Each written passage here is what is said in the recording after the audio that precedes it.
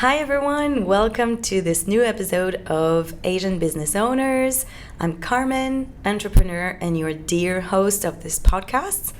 And today I have the pleasure to be with Joyce. Hi Joyce. Hi Carmen. How are you? I'm good. How are you? I'm good.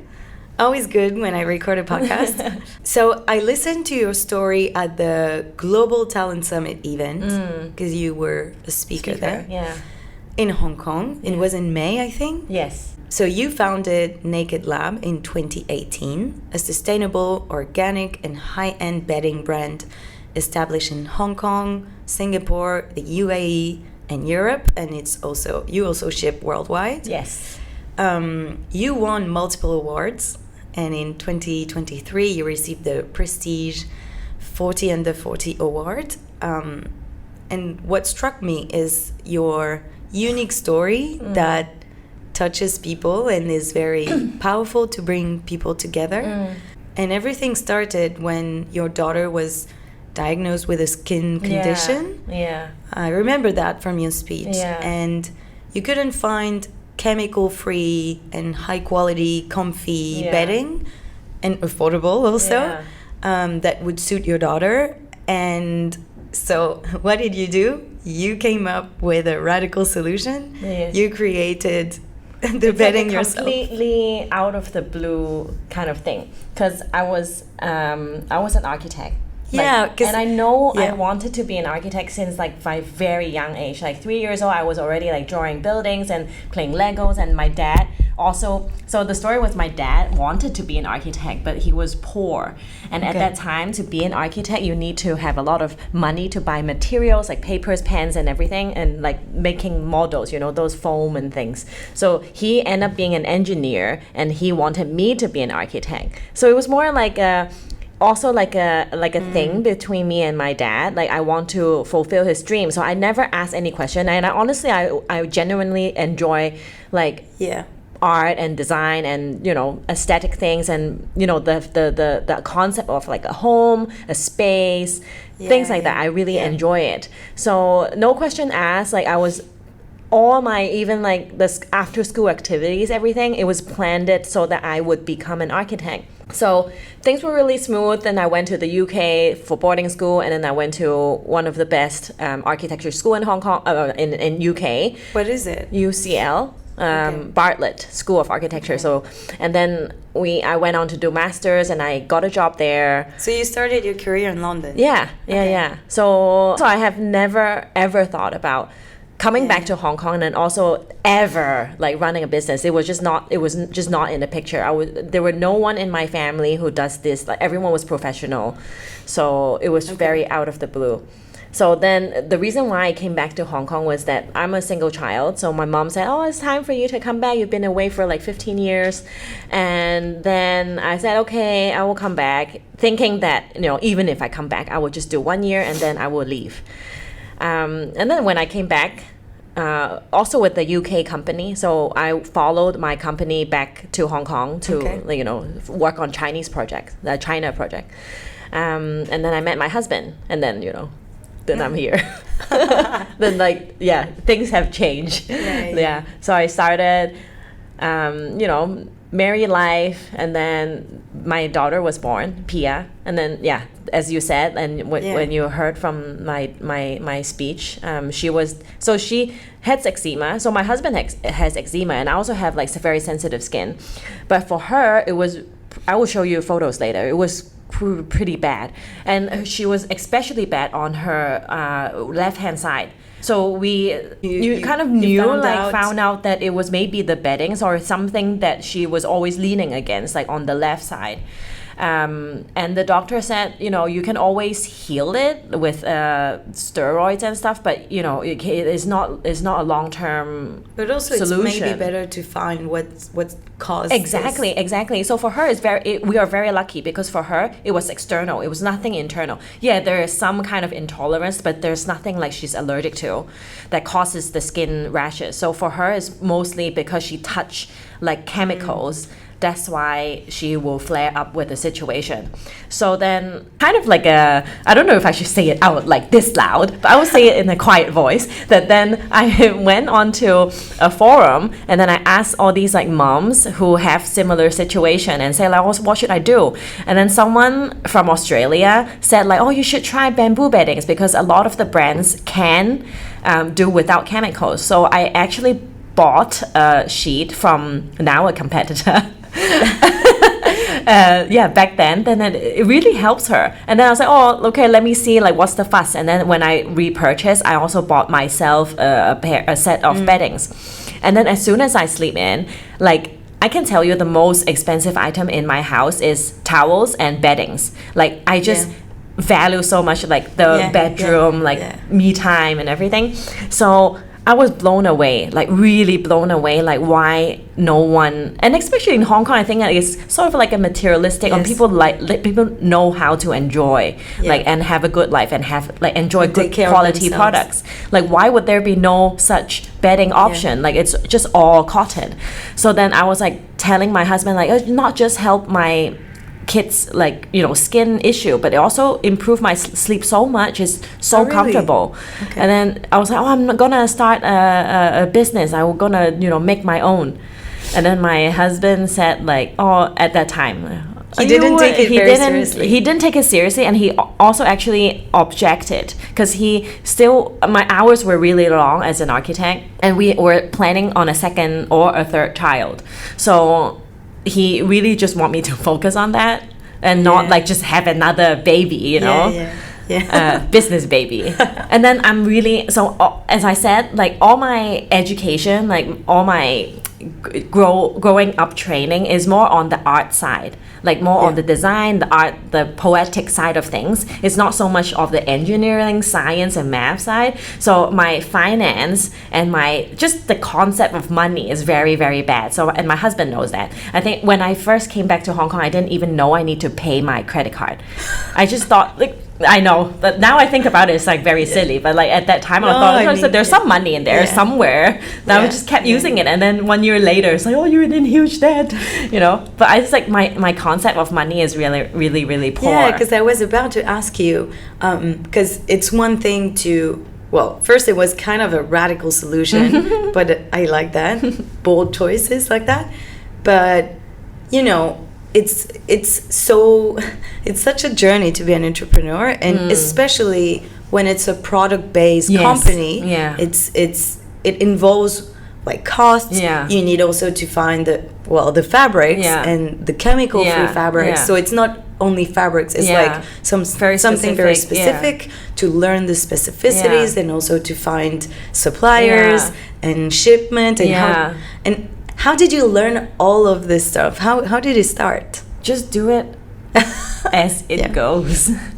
I feel like often people will ask like, oh, what's the tips? Like, can you share? Like, I think you just need to experience it all. Like, I think you can like that's why I love hearing podcasts, because then like what people have done and what not failure, but what mistakes have they done. So you try your best to avoid it, or at least to get a shortcut, or at least people have been experiencing that. So when that issue comes along, you are a bit more alert to what's the best way to tackle it. But you just have to experience it yourself, like and fail basically. Like my first. My first shipment was a complete disaster. Like really? I didn't know how to. So the story was that I bought a set from my competitor, right? Going back. Then I decided to do it. Then my husband said no, but I really like it. I'm really passionate about it. So I would rather come home really late and still like in the dark in the living room, like just trying to get the product right, to contact, suppliers and everything. And then I borrowed some money from my mom and my husband, and then just started the business. So the first shipment came, it was completely bad. Like it was nothing like the sample, and we need to hit a certain MOQ. So I actually, lucky enough, we have a spare room, like a proper storage room in our previous house.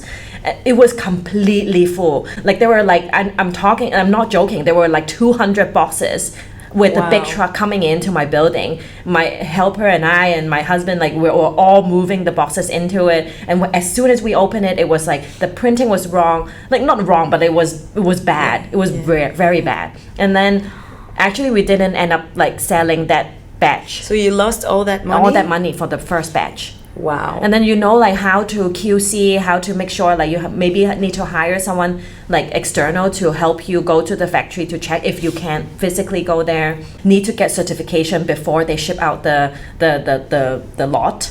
Like all those little things, you just have to fail. But how did you after that fail? But I donated it. I see it more as a lesson than a failure. Yeah. But then what did you learn from that in a way that then the next order you made did you change suppliers or? I did. Yeah. Then it was also funny because they actually felt quite bad for me. Okay. So I was like, oh, this is my first time. Like I can't imagine this is happening. Like, what am I gonna do with all this? Like, blah blah.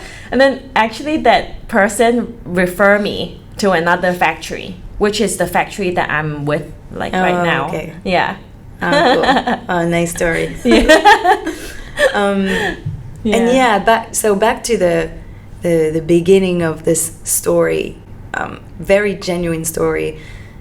It really started with a personal purpose, and it naturally kind of built the storytelling of the brand, which is very powerful. But do you think that what makes the strength of your brand is, well, of course, the product themselves, but maybe also this story? And I'm asking you that because it's such a competitive industry, and also more generally, now we are bombarded with ads and so many brands. We have the luxury of the choice. So apart from the products and the quality, I think what may be something to bet on is the story. And I think like it's a advantage that smaller business should take, and you know, that differentiate us from bigger brands. Like if you say like, I don't know, other bigger brands, not to name any bigger brands, but like it's so corporate, like the image is so corporate. Like, you know that they're throwing like campaigns with like all celebrities or like all special collaboration with other fancy brands, but all you see is all these like really nice and glamorous and fancy things. But I think not that it's not good, but I think our strength is that to connect with, like, us being small enough to be able to connect with our customer and our user in a very intimate way. Where bigger brands cannot do. Like there's so many things that they can do and is really good, but when we are small, let's focus on what we can do and what we can be better than them when we are small. That way you have a very loyal community, I guess. And I like that. I like that. Like sometimes if you WhatsApp us on our page, on our website or Instagram, it's still me. Like I would still want to have that connection with my customer because, like, as you said, like it's very authentic and a very genuine start of the business. It's really because of the product. So there's, to be honest, like, yes, there's a good story behind it, and we are trying to build that, you know, leverage that to build on a better branding. But like ultimately, it's still because of the product. The product has brought me to where I am today. I feel like she is leading me instead of me trying to paint her, if you get what I mean. So, and I think it's also very nice because it's a bedding and it's something that is very intimate to everyone. I was about to say that. It is such a interesting relationship, and I would love to keep that. Like that's why I said, like, you know, the story and the product itself, like the nature of the product, and also the way how I run the business in such a, you know, intimate way with my customer. I think all those intertwine, and it's very nice. It's a very human. Like, you know, it is as boring as it sounds. Like it's just a piece of fabric, but the way how we use it and how we interact it, and also the business, it's just give it such a life to to a product. Yeah, it's more than Yeah, and that's the where we play the branding game, where we try to enlarge and focus on the emotional part. So that's why when you know check our colors, every single color is named after a destination. So all these destinations is intentional, because we don't want to call it a dark green or a forest green. We want to give it a more emotional connection, so we call it a Bali forest. Or when you say a purely white color, we call it Niseko snow. So just by hearing the name, you can imagine your own personal experience when you went to Niseko for skiing. Like, how peaceful was it? Like, you know, that kind of connection. That's what we want to convey. Yeah, exactly. Cool. Yeah. And at the beginning, to grow NakedLab, you started working with B2B clients, so hotel brands like in Hong Kong, like the Four Seasons. There was the Ritz-Carlton and Mandarin. So why did you start with B2B and not B2C? How was it a strategic choice, and how did you come to those brands with your pitch, and what did you say? So we actually started with B2C first. So so we started selling online, and then because bedding, it's a product that you actually need to touch and see before buying, especially as a new fabric and a new brand. So then we have a few retailers like Indigo Living, but I think in Hong Kong it's also limited in a way where there's not many choices if you think about buying beddings. Like you would go to IKEA, but then what's next? Yeah, maybe Indigo Living, and then there's all maybe Sogo, and then you have nothing in between, and then you have Lane Cravit. And then and also because of how I mentioned, like, we want to create these personal emotions. That's how we named our colors, right? These colors, they're destination. So, and then it brings it to hotels, where you get these whole sleep like a hotel, like a nice feeling, and also holiday, and then you go back to the name, like, you know, this destination. I think it's all just like a very cohesive picture. And hotel beds are exactly just the best. I mean, even though now if you sleep in NakedLab beddings, like, true story, I went to a hotel for a staycation, and then at night me and my husband were like, we can't sleep, this is like, the bedding is shit, like, let's go home. You know, our own bedding is so much better. But the idea of like a hotel bed is very strong, right? Like, it's luxurious, it's comfortable. And I think in general, hotel is also a end client that I would really wanted to target, because cotton sheets are very polluted, and it has been, you know, like in the past, Hong Kong, they ship all the rubbish, like not rubbish, but like, you know, waste to China. But now China stopped that, and you cannot ship anything that is not raw material back to China. So Hong Kong, you have to, you know, just take up your own waste. So for hotels, towels and linens are a very big chunk of waste that they need to deal with, and there's only so many ways you can use it in back of house. So what do they do with all these sheets?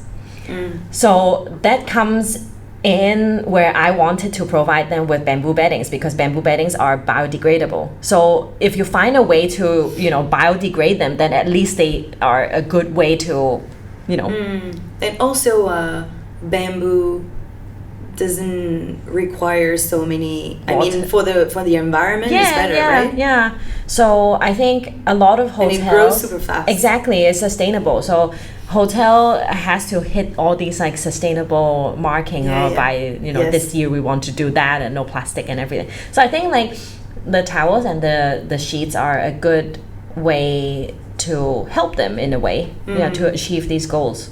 So you can take this like sustainability and also wanted to give them these like more personalized bespoke service. Like when you check in, you can do, you know, pillow menu. Well, if you can do pillow menu, then you can also do bedding menu. Like if you're coming in with a kid with sensitive skin, or like sensitive like breathing, then they can change it to our beddings, and it's just like a very personalized and very nice upgraded experience. I think the more you can personalize a service, the better, especially for high-end customers. To differentiate it. So that's why for these points, I decided to like knock the door of these hotel, and it's a good endorsement. Like people in Hong Kong, but especially in UAE, like as soon as people hear that we are in these hotels, they are like, oh, let me try. Like they don't even ask. Yeah, because you know, with my husband, we went to a hotel recently in Hong Kong, the Saint-Regis. We had a great time there. It's I love it. And we were like, oh, now it's time to go back home. And you just want to bring the bed with you, and also the smell. Oh, and you're very likely to ask the staff, like, oh, what's the brand? What's the make of that bed sheet? And so I get it. It's a good argument to sell to people. And now, if we focus more maybe on you, are you familiar with the imposter syndrome? I'm asking that because, well, it's quite common, especially, among entrepreneurs. Maybe even more among women entrepreneurs. And also, as you were not, from you the didn't have this background, training, and you're kind of self-made woman. So did you experience imposter syndrome, and if yes, how did you go through it, and how did you overcome it, and now do you still experience it sometimes, and how do you deal with it, basically? I actually made notes about this because I always write down my feelings. Cool. Like not just in business, but in parenting or in general, I always write down my like thoughts. Journaling? But more like on a topic. So I have in front of me a few notes, 4 pages of notes that I wrote down. And I would like to read it out because I think it's such a big hurdle for a lot of entrepreneurs. So I said imposter syndrome is like, so I highlight imposter syndrome, and then I have bullet points that I feel that I'm out of place, that I feel like I'm trying to reach a big goal, but I'm looking around and I feel like someone is gonna call me a fraud and say that I'm not a successful entrepreneur. And then I said, let me look at this. I said, I said, is it question for myself. I said, is it my experience or my qualification that makes me less of a successful entrepreneur? And then I said, I feel that it attacks my confidence and it impact my productivity. And then I have capital letter, push away nagging self-talk. So then I started research, what is it, like why am I feeling like this? And when you said woman, when you mentioned woman, at first when psychologists found out this type of syndromes, they said it might be only in women. When it first started. Yes. Seriously? But if you think about it, I think it kind of makes sense because we always have this pressure of that we need to be perfect in all sorts of ways. You have to I guess we don't feel legit. Yes. We don't feel... But only because we have so many hats that we feel like we need to do all the society tell us that women should be capable of doing all these things. We should be a homemaker. We should be a career woman. We should be a supportive friend. We should be sexy. We should be a loving partner. We should be a great mother. We always be there. But the hell, how am I gonna do everything perfectly, right? It's just not possible. Exactly, not possible. So then it's natural for us to feel like we're not filling all those cups because we just don't have the time or the capability to fill all those cups. When we have to fill a little bit of every single cup, then none of them are full. So then I okay, then my other then another day, this was a page from another day when I said comparison. So these are pages from different days. Different days. So I'm asking you that question, and it's something you wrote about before. Oh, cool. Even better. Well, there are some pages in between, but these are the relevant ones. And then I have another one said, I was scrolling down Instagram and I saw all these other women, mom entrepreneur, having all these titles and said like, stay at home CEO or like 7 figures and and then I feel that I'm not worthy, and I feel like I'm not an expert. But then why? Why do I have to be one? Right? And they're not expert as well. You know what? The thing that I tell myself a lot is that for everybody, it's fake it until you make it. And for me, everybody's faking it. You know? Like, and sometimes I'm like, but am I faking it right now? Or should I do it? And I'm like, you know what? Like, everybody is just selling themselves, working on their personal branding, be like, I'm a great person, I do this and that, I earn that much money, blah, blah, blah. But when you talk to the person, like, you know, face to face, away from Instagram, it's such a different story. And you're like, oh, cool, I'm relieved. You're normal. I think it's easy for us to think like that is the holy grail image that we need to achieve. But then I think that's very important. I feel like what we said, not a failure, but it's a lesson. Like, it's also good to feel this, syndrome, because then it always brings it back to, you can bring out a paper and write it down, like, why are you doing this? And my story is so easy. I'm doing it because I love the product for my daughter. So that is such an easy a reminder for why am I doing this. Like, it's not big, it's nothing like, I want to change the world, I just want to improve someone's sleep every night, one person at a time, right? So for me, I think in a way, feeling anxious and feeling that I'm not enough and feeling that I'm not good enough brings me back to reminding myself what the values are and what the why. And it's very simple, actually. And this is actually what really matters, right? Yeah, exactly. Why you're doing this. And I feel like you always need these like pain in order to feel, to process it, feel it, and then you being able to coach yourself how to get out from it and gain a momentum and gain the energy from it. And you feel like, okay, actually I can do it. Okay, let's forget about this like self-destructive talk. Let's do it. And then you get momentum again, and then you do it again, and then you improve, and then you hit a certain point, and then you look around again, and then you say, oh, am I really good? And then you go back to having but every time when you hit a new milestone, you're going up. Even if you are and then going down, and then you're going up, and then you're going down, and then you're going up. Overall projection is also still going up. So I feel like it's nice sometimes to have these like moments. And I feel that, to me, entrepreneurship is all about, it's an introspection. You need to know yourself way more than if you do a corporate job, because it's all about you. Indeed. Okay, that was interesting. I really like the fact that you brought my notes, pages and your notes. And I have this.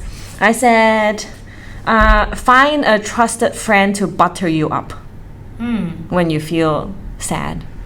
You have regardless they mean it or not. When you hear it, it feels nice, and then you feel better. And just admit that you don't have all the answers.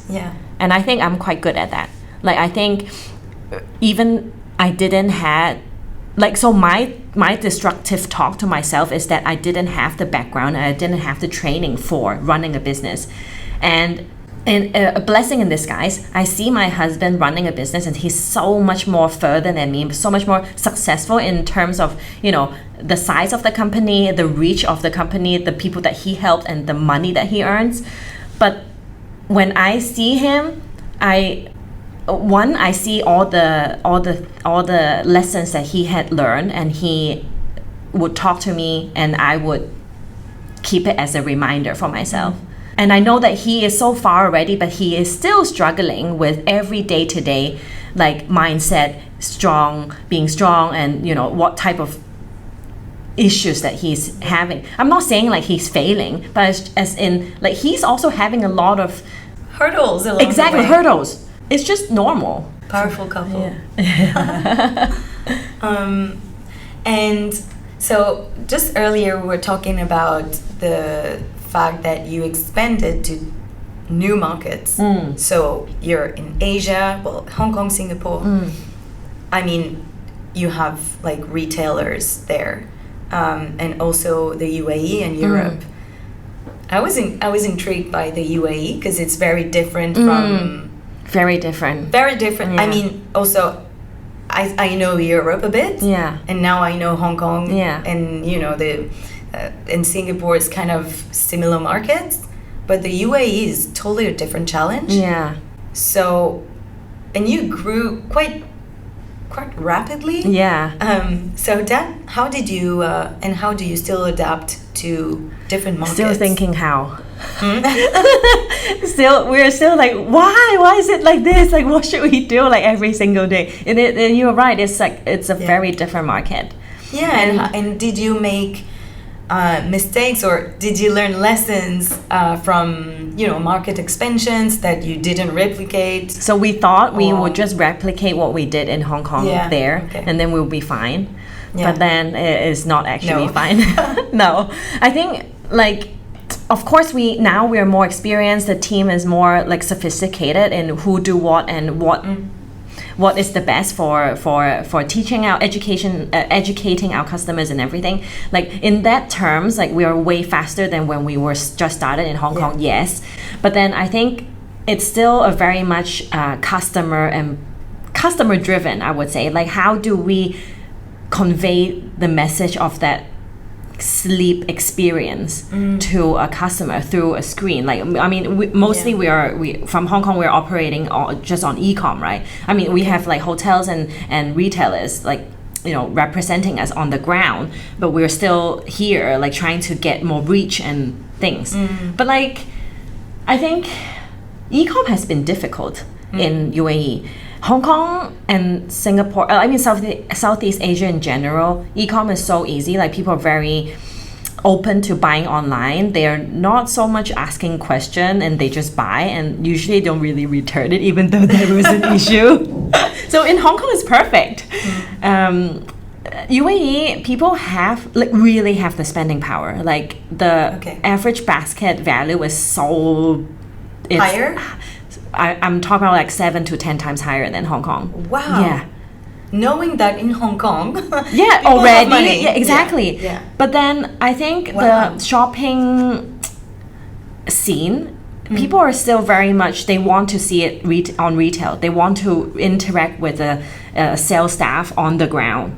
So I think a lot of our strategy right now is to put more effort into B2B, like actually training the staff and hosting events and more human interaction in a way. Less digital. And why did you decide to expand there?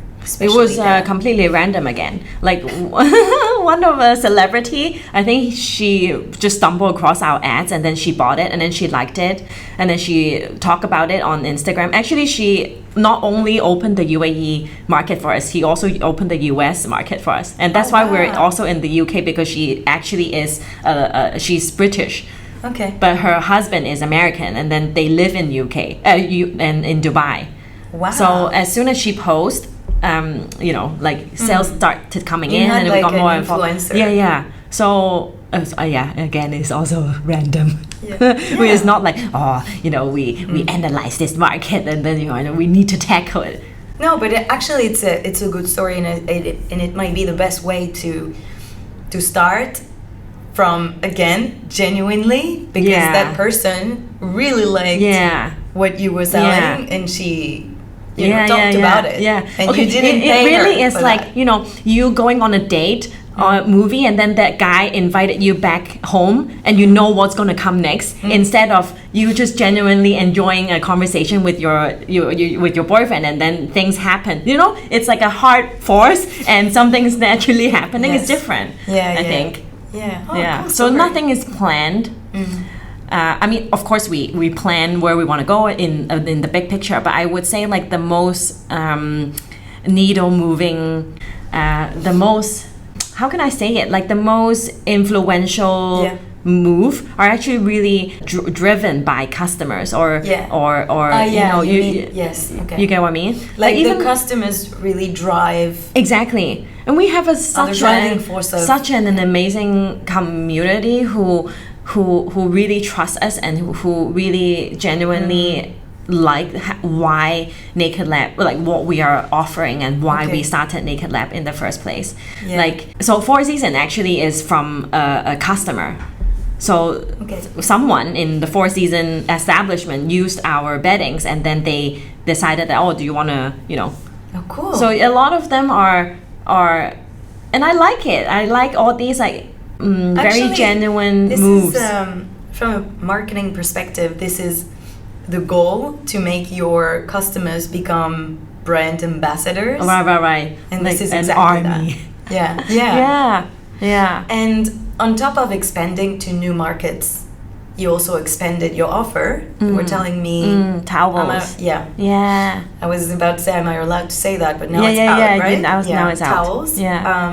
And we just sold out. Oh wow! Yeah. Congrats. So that's another thing.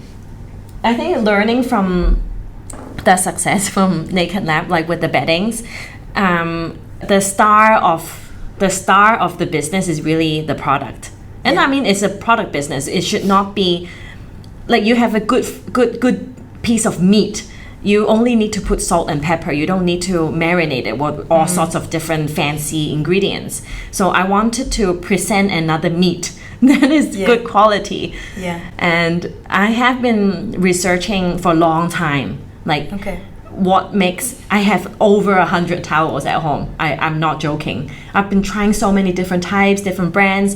Sometimes I try to imitate and improve, but at the end we brought the bamboo to Turkey to make it. At first, why does it take so long? Because I wanted to make it in China for cheaper costs and closer proximity. But I think like for towels, China, the factory is still not there yet, the techniques. So at the end, we found a factory in Turkey who would, allow us to bring the bamboo over, and then they mix it, and we patent the technique to make a mix. So that was another challenge for you, and it seems that you really like challenges.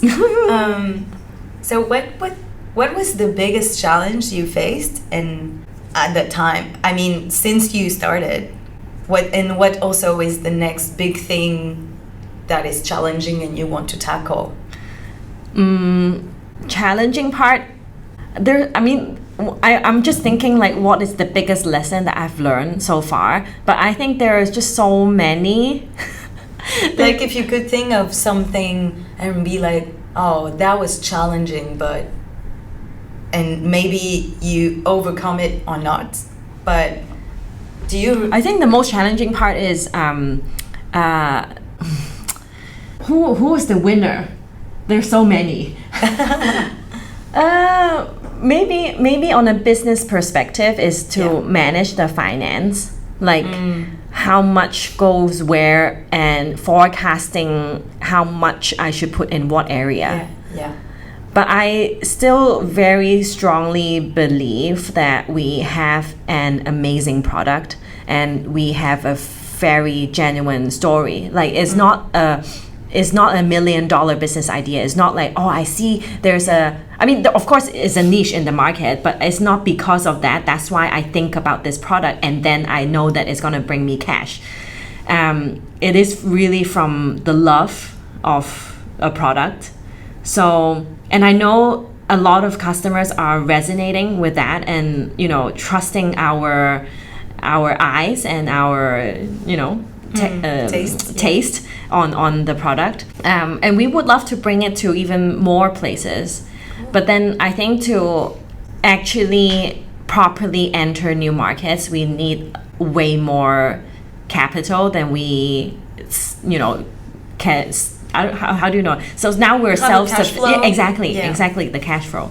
So I think the next challenge that I've talked about this quite some years now, that we need to get external funding to really give it a big push to US or the UK.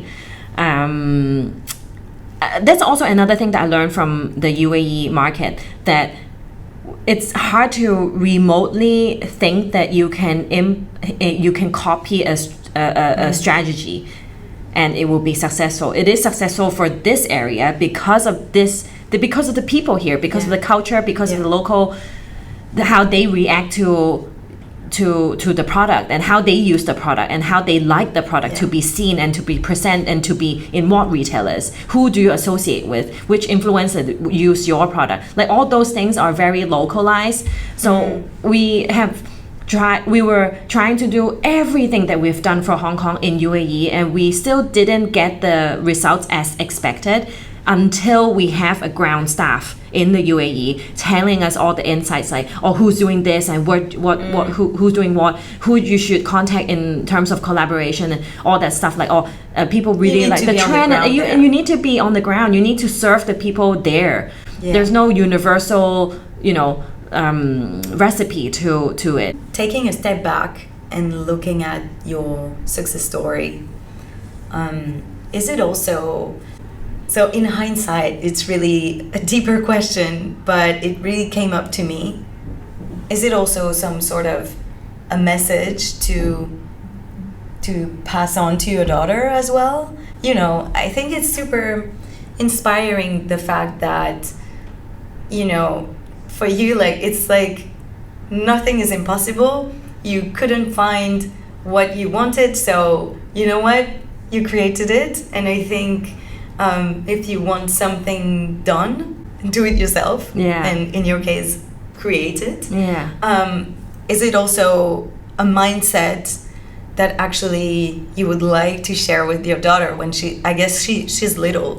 She's 6. But when she'll grow up, I guess for her it might be also a source of inspiration to see, my mom did that because it all started with me having this skin condition. I would love to see it that way. And I always bring her to, I brought her once to a business meeting as well. She was just sitting next to me. Well, I had no choice that day, but I would love to involve her in all sorts of way that I can, or at least I would share with her what hurdles I'm facing and what we're doing, and she often tries samples with me. And I think the doing part is it means a lot to me, the doing part. I think especially maybe in the entrepreneurial scene, a lot of people just talk and not so much doing. And a lot of people also preach, but actually you haven't done anything, and so why are you preaching, right? But there's so many, and it often dilute the mentor scene, and also it really confuses people a lot of times. So I want my daughter to know that she should value her own experience. If she wants to know something, she should do it and experience it herself. And I want her to value her own perspective of things and how she thinks she wanted to do things, and if she find a solution herself. I value this concept a lot. I feel that she needs to go through it. She needs to take the pain. She needs to just go through and through, deep in it, and come out from it, and then go again. I think this is so important in this generation, especially information are flooding. You don't know what is true, what is not true. Everyone has different sort of opinion. So that I feel that she needs to even be more true to herself and know that, and get her hands dirty. You get what I mean? That's the best way to learn. And to learn about yourself as well. And to be not distracted by over flooding information and opinions out there in the world. Or to be able also to select the right ones. Exactly. Cool. Wow. I want her to love that. Well, now it's time for the last question. So it's always the last the last question is always the same I ask to all the entrepreneurs.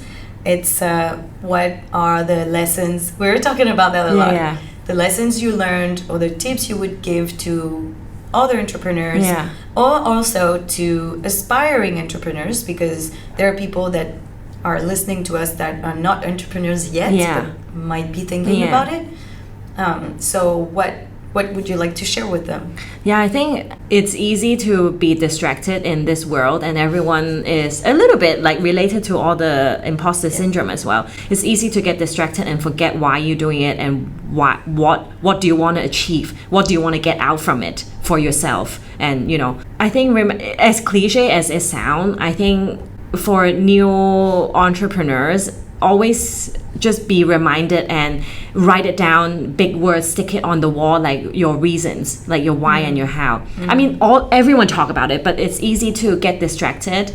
And if you are, and keep things simple. Do things one at a time. Don't try to do everything all in one go. I think it's such a long learning process that every step of the way will lead you to closer to your goal. And even if this is your goal today, it doesn't mean that it's your goal, it is the goal. It will change, right? So I think, I mean, I really enjoy everything that I've learned so far, not just on the business perspective. I think the discovery for myself and the mindset and how to appreciate things or life in general, I learned so much from running a business. Yeah, I like the fact that also with entrepreneurship, it's you need to find this sweet spot between having control and, you know, like having a destination and a goal, but also having enough flexibility to be able to go with the flow and seize the opportunities along the way. It's a mix of those two things. And it's very magical in a way. If you can just and make really the most out of it. You need actually. it both. You need both. And you need pain to grow. I agree. And you need to learn how to, maybe this will be the biggest tip. You need to learn how to love the pain. That's a great conclusion. Yeah. I guess. Thank you so much for sharing having me about your journey. Yeah. And also it was your first podcast, so I'm super flattered. Unlocked. If our listeners want to find out more about you or about NakedLab, where should we redirect them? Instagram?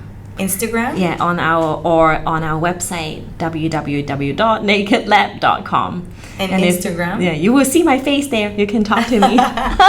It will be me. I can guarantee that. Okay, cool. I will add all the links in the description of the episode. Thank you so much. Thank you, Carmen. Bye, listeners. Bye.